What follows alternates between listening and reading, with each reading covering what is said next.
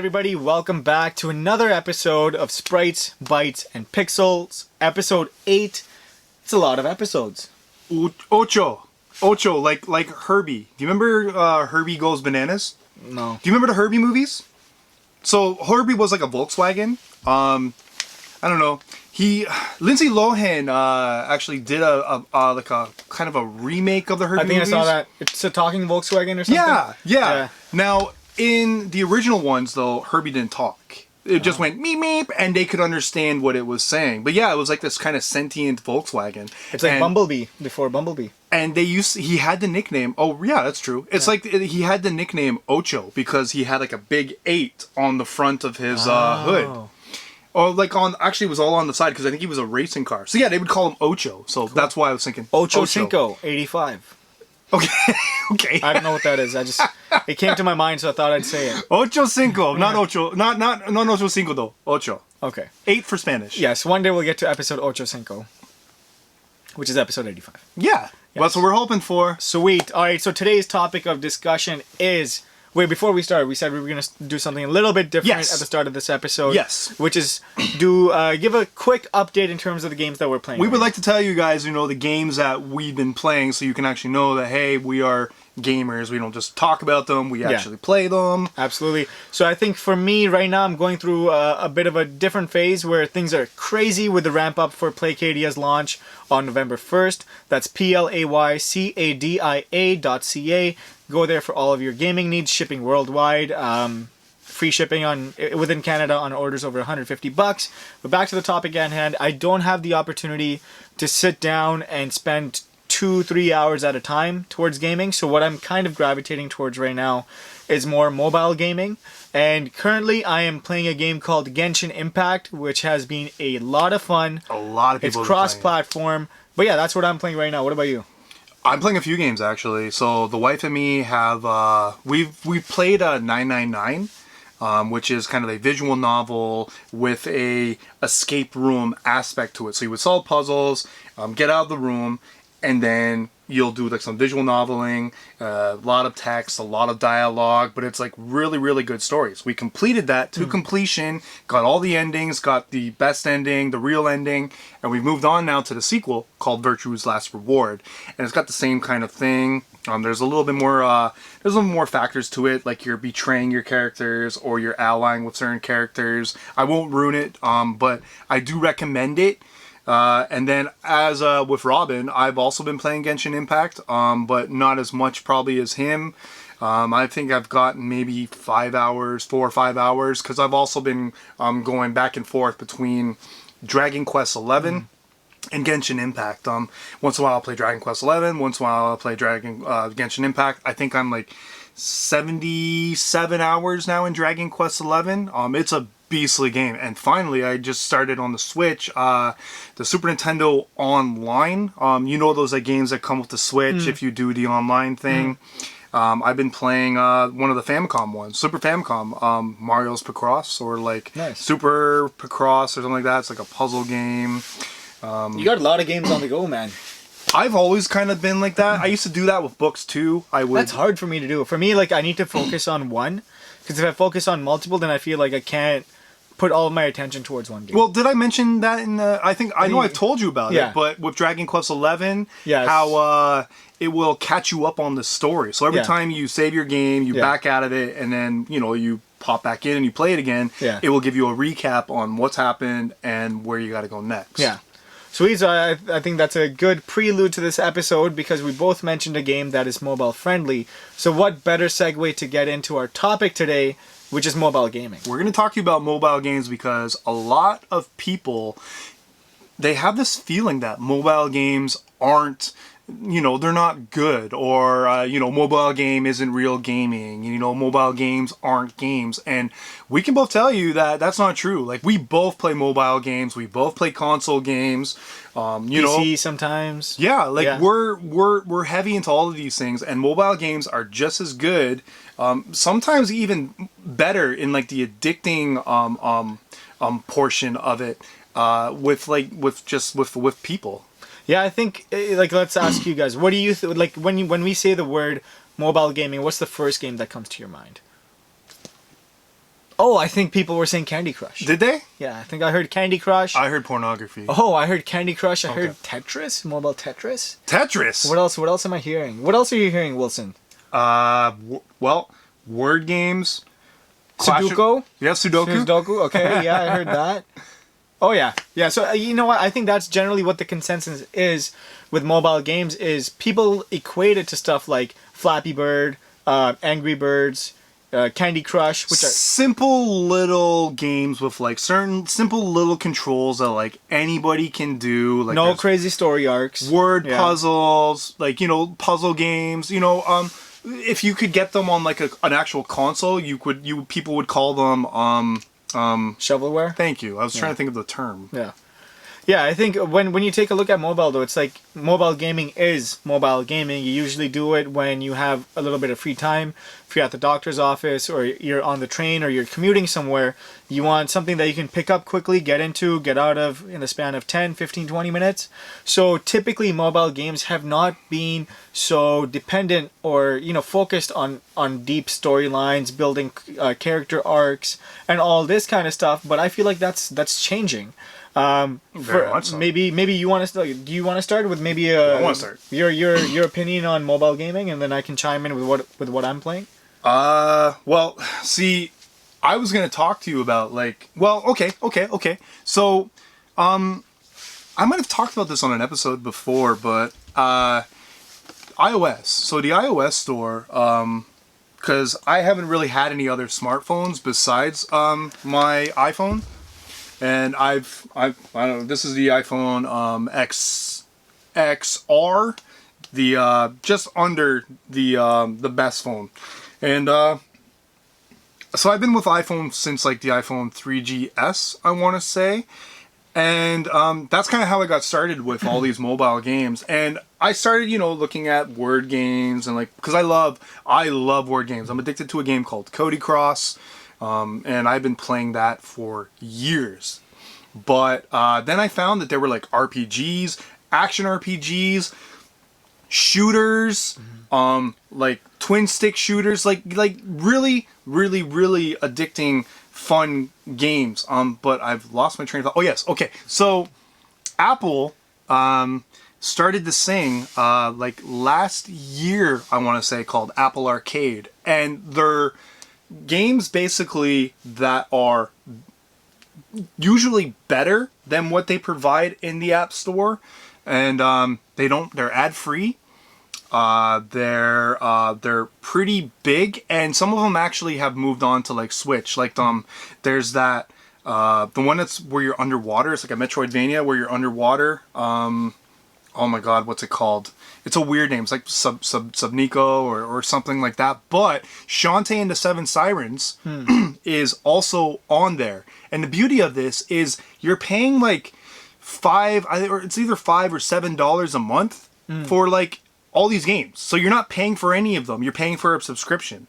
And you can do it like it's like unlimited. Like whatever storage you have on your iPhone or whatever storage you have on your iPad, you can download as many games as you want. So I've been playing a lot of games like that, and then I see that I can play them also on consoles. So if I can see games that are on mobile that I can also play on a console, I'd say that's a pretty big step. I think that is a huge step, especially if they're going from like mobile to Switch to PS4, and that's kind of where Genshin Impact kind of chimes in. Is it's a game that's, yes, you can play it on mobile, but it's cross-platform, so you can use the same character, the same storyline, all that stuff, and you can play it on, I think it's available on PC, on Mac, iOS, PS4, is it on Switch? It's coming to Switch. I think they're having a little bit of troubles, like, getting it there. But it's honestly, like, it changed my perception of what mobile gaming is, because to me, I've been playing this game called Clash of Clans, I think, for 6-7 years now. And they've definitely gamified it to the point that I play every single day. And I play multiple times throughout a day. Did you play it today? Yes, I did. It's the first day. When I wake up in the morning, I play Clash of Clans. Oh my god, and really? Then when I have my lunch break, I play Clash of Clans. In the evening, I play Clash of Clans. Before I go to bed, I play Clash of Clans. So 4 times a day, I play that game. I spend a lot of money on Clash of Clans. Well, not a lot, but they've essentially tied me into a subscription now, where it's for $6.99 a month. You can have this like second tier of perks, kind of similar to what Fortnite does. If you join their battle pass, you get the freeze tiers, and then you get the specialty tiers as well. So Clash of Clans has conditioned me to do that. And then second to that point, within the game itself, there's different items that you can buy that help save you time. Essentially, you have 5 builders that are constantly upgrading your buildings, upgrading your troops, and all that stuff. So if I want to free up one of my builders because I have too many resources and I need to use that to like start working on something else, I'll pay $2-3 and I'll get that building finished right there and then. So for anybody that hasn't played Clash of Clans, I'm sure there are people out there. I know a lot of people know about Clash of Clans. I know about Clash of Clans, but what is it? So essentially, Clash of Clans is almost like Age of Empires, where you have a base that you're trying to protect against others, and on the same token, you're going to go and you're going to try to raid other areas. Unlike Age of Empires, it's not strategy where you have a finite amount of resources that you can go through. Your resources continue to collect over the course of the day, and you have to go into the game to collect these resources. You upgrade your units, you upgrade your buildings, and essentially you upgrade your town hall so you can unlock new units, new buildings, all that kind of stuff. I'm guessing the resources are like wood, stone... Elixir, Dark Elixir, Gold are the 3 primary resources. Oh. And yeah, you can build like... it's kind of like a tower defense, but you're attacking other people and other people are attacking you, and you can lose resources. But yeah, that's like the premise of the game. It's a ton of fun, very addicting once you really get into it. And for me, in my case, I usually spend like anywhere between $20 to $50 on that game a month. Is there PvP or is it just... It is PvP. Oh, it's all PvP. It's not live. So it's not live. Your base will be there, and you have a shield for 16 hours if you've just recently been attacked. And after that 16-hour period is done, then you can be attacked again. People can attack you another time. PvP is player versus player. So you're actually, instead of playing against, people in the game, you're actually playing against actual other players. Exactly. So that's kind of what Clash of Clans is. Okay. So that's been my exposure to the mobile gaming area, has been usually mostly with Clash of Clans. I used to play stuff like Draw Something, Family Feud. On Draw Something. I think we all played Draw Something. Yeah. So it's definitely different, and I think what Genshin Impact has done is shown that they can take such a robust video game that can be played on console, can be played on PC, but bring it onto mobile and make it mobile friendly and still give you like strong storylines, strong character arcs, music, graphics, all that. The world is huge. Picture like Breath of the Wild. And like how you can traverse, you can climb, the enemies are everywhere, there's treasure chests, there's secrets. I keep telling people, for a free game, it's free game. Yeah. It is impressive, like what they were able to accomplish and what they were able to provide. But it's got that, what do they call them? Gacha games? Yeah. Gacha games. So gachas are, if I'm correct, in Japan, they're like machines where you put money in, you twist, and you're basically trying to collect, like a slot machine. Yeah, kind of like a slot machine, but except like it was like those do you remember when you were a kid and you would see those like machines? I don't like calling them machines, but they were like these. Oh, the claw? No, like before that. You would twist a dial and like something would come out. What do you call it? Like a gum dispenser. Oh, yeah. So picture like a gum dispenser, but you have these instead of gum, you have these like little like toys and stuff in capsules. So you would put like a quarter in, because they were only a quarter, and you would twist a dial, and it was a surprise what would come out of that gum dispenser. Yeah.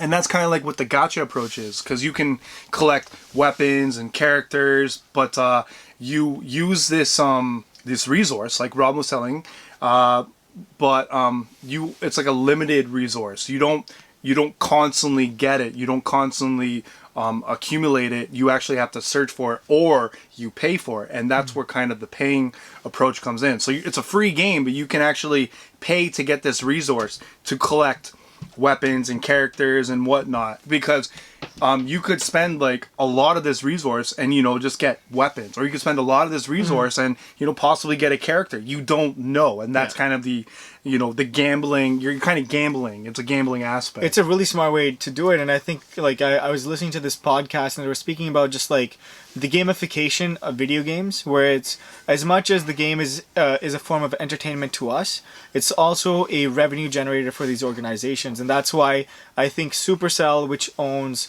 Clash of Clans, does over north of $100 million in revenue per year, which is like Wow. nuts. But if you take a look at it, they have so many millions of people that are playing the game, and now that they've subscribed us to this, like they've got us voluntarily subscribing to this service, essentially, where we're giving $7 a month. You can just take a look. If they have 1 million people that are willing to do that, that's 70 million, like $84 million a year, plus all of the in-app purchases for like completing a building early, or completing your unit early, or requesting resources early. It's nuts. When did this subscription service start? Very recently, I would say within like the last 6 to 8 months. I So want to say that is something I have noticed with mobile games. They've been starting these like subscription services before. but they don't even call it a subscription service. I don't know if it's the same with you guys. But like with Clash of Clans, it's not even like it's they have a free version that you don't need to pay any money for. Yeah. But if you pay money, then you get like the nicer stuff. And that's what happens with a lot of these apps now. That I'm noticing that you will get like a free version, but instead of having in-app purchases, they have like an in-app subscription service. So instead of, paying and getting stuff, you're paying this service, and it's like it constantly renews like every week or every month. Like, what's yours? Week, month? Month, $8 a month. $8 a month. Like I have this I was using this app to actually edit this podcast. I won't say what app it is because, that's just not really, I don't really care. But I was paying like, I think it was $8 a week. For the app? For the app, yes. Wow. To edit our podcast. But I found a new one recently, and it's like $30 a year or $20 a year. 30 or 20, nice. One or the other. Yeah. It's actually, I've actually been able to edit some pretty cool videos with it, so I'm happy with that. But what I'm getting at is that there are apps that just now they have this subscription service model, and it's something that I've noticed as of recently. So that's why I asked you, like, how long has this been? Because this seems to be like the new thing now. I'm wondering, how long it's gonna last, because I think it is gonna last though, because I think apps are doing this because Epic Games and Fortnite kind of paved the way for them to do that. What Fortnite does is you can play the game completely free and not have to purchase anything. But if you sign up with a battle pass, then you unlock really cool, unique skins, really cool weapon systems. It doesn't really add any like, it doesn't give you an edge up over anybody. But the people that have these battle passes get to dress up in really cool costumes, and they do some really cool like cross marketing campaigns. Like they did one with John Wick, they did one with Marvel, and there was like a time where they released a John Wick skin if you had the battle pass. So it's kind of limited edition. It's not that it gives you a boost, like you don't do extra damage with the gun, it just looks really cool. And I have nieces and nephews that play that game, and they're all part of the battle pass. Yeah, like you don't actually have to pay for these resources. It's just, you're more set to like potentially get some sort of reward, as opposed to actually grinding to eventually get a resource to get the reward. So it's you're basically paying for it instead of taking time in the game. And that's kind of like, that's what they do. They're like, we can give this to you now, or you can work hours and hours to try and get it yourself. Yeah, and when I was younger and I didn't really make half decent money, I was like, oh, I'll just play the free version. But now that I'm older, and I think it's also conditioning. Just everywhere we look, human beings are now conditioned to just want instant gratification. So whatever we're looking for, we just want it right then. We don't want to wait, and I think they do a great job at capitalizing on that, because it's to us like $2-3 is not a big deal, but you do that 10-15 times a month, and you're spending $600 to $800 a year. So it's a good way to capture an audience, get them to pay money on an ongoing basis, as opposed to just buying a game for $5 and you only get money from that audience once. You open the game to like critical mass, get a lot of people adopted, and then you start charging them. And then even if 10 to 20% of your audience base is spending money with you on an ongoing basis, that's a good amount of revenue coming in. And honestly, I know I've already talked about it, but seriously, try Apple Arcade. If you don't like it, I think there is a a trial version. So I think you'll give you like a week or two before like the first payment comes out. And if you don't like it before that, you can you can say you can decline the service, and you won't be able to use it anymore.